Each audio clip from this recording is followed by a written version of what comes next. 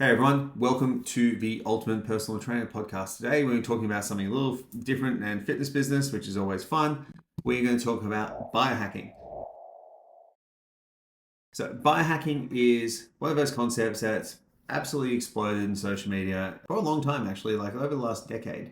And it's something that's really misunderstood, really offers a lot, but also has a lot of dangers. So I want to talk about today because a lot of personal trainers are generally interested in some form of biohacking, supplementation, PED use, using technology to improve their results in the gym. And a lot of clients are experimenting with it as well. So if you're working with clients in very high powered, pressured jobs that require a lot of cognitive focus, you'll find that a lot of them, may be using nootropics and cognitive enhancers to improve their performance. For example, a lot of people are chewing nicotine gum because that helps improve how fast they think. So there could be some downsides to that as well, but we need to also look at the downsides versus the potential benefits. So what I want to talk about today is how evidence-based people work within that framework, the problem with actual biohacking itself, and the reason why it's really good. So a couple of conflicting viewpoints, but I'll marry them all together by the end of the podcast, and hopefully my point of view is conveyed in a way that makes sense and is tangible. With biohacking, the biggest opposition we see to it comes from the evidence-based community. So the evidence-based fitness community basically does this. If it's not eat protein regularly, exercise 4 times a week, hit your regular amount of cardio, sleep, and de-stress, nothing works. Okay? And that is a asinine assumption that nothing else works. And it really limits people into what they can do to improve their health outcomes. I don't think there's anything inherently bad in looking for other solutions to help problems or look for other ways to optimize things. Like, if we really break it down, lifting weights is not a required function. Lifting weights is something that we did to biohack to basically manipulate how our physiology responds to training to gain more muscle mass and more strength. Using the toilet is a biohacker as well. Normally we dig a hole, we use the toilet. Just because something hasn't been done for thousands of years doesn't mean it doesn't necessarily have value. The evidence-based community, what they do is they'll immediately dismiss any idea that comes outside the realm of what evidence-based training can be realistically broken down to, and say that it doesn't work. And that's absolutely not true. For example, people who did grounding for a number of years were told to be crazy, but now there's lots of evidence coming out showing grounding has a lot of tangible health benefits. Red light therapy is another one that gets shunned a lot, but has a lot of pretty reputable research showing some pretty cool benefits, and a lot of people getting fantastic results from that. Same with acupuncture. Like, sure, there's no research saying that, but some people feel better. So we can't immediately dismiss everything because we don't have all the evidence for it yet.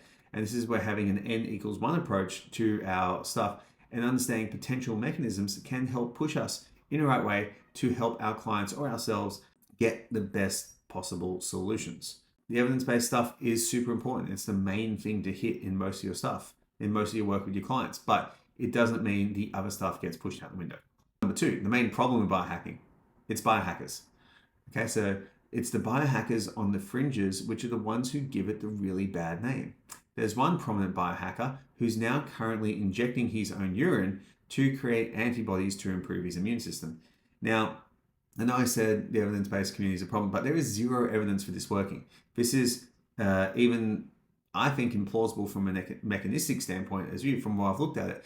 And it's these types of ideas that are potentially harmful, can lead to fatal injuries or fatal toxicity levels. Not that urine will be fatally toxic, but other people are doing stuff that is very far out.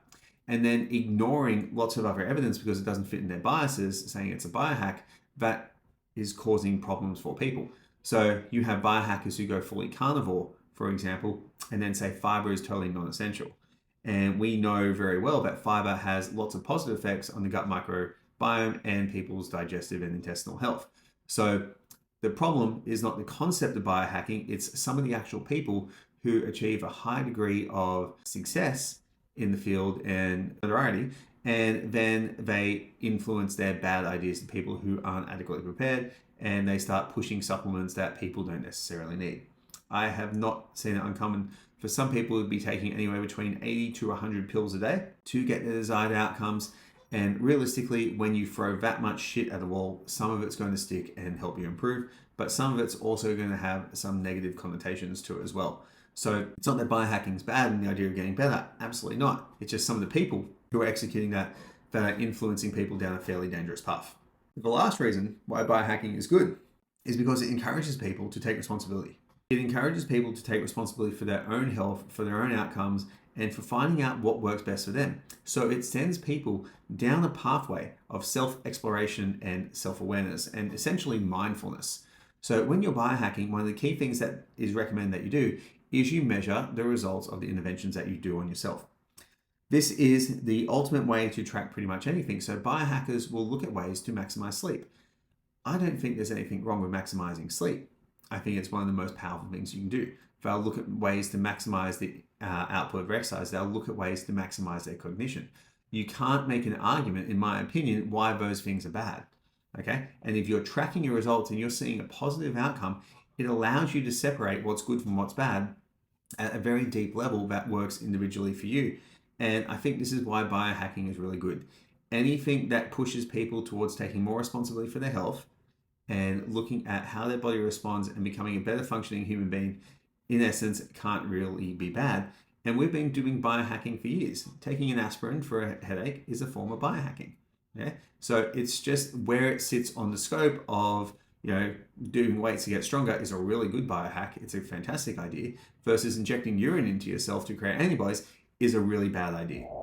If you want to make biohacking work for you, my recommendation is this, is work with someone who's got a lot of experience in understanding the physiology of the human body, who understands how to read evidence and to be able to also look at mechanistic studies and see what's plausible and what's not plausible, and will keep you from going into an area where the risk is unsubstantiated.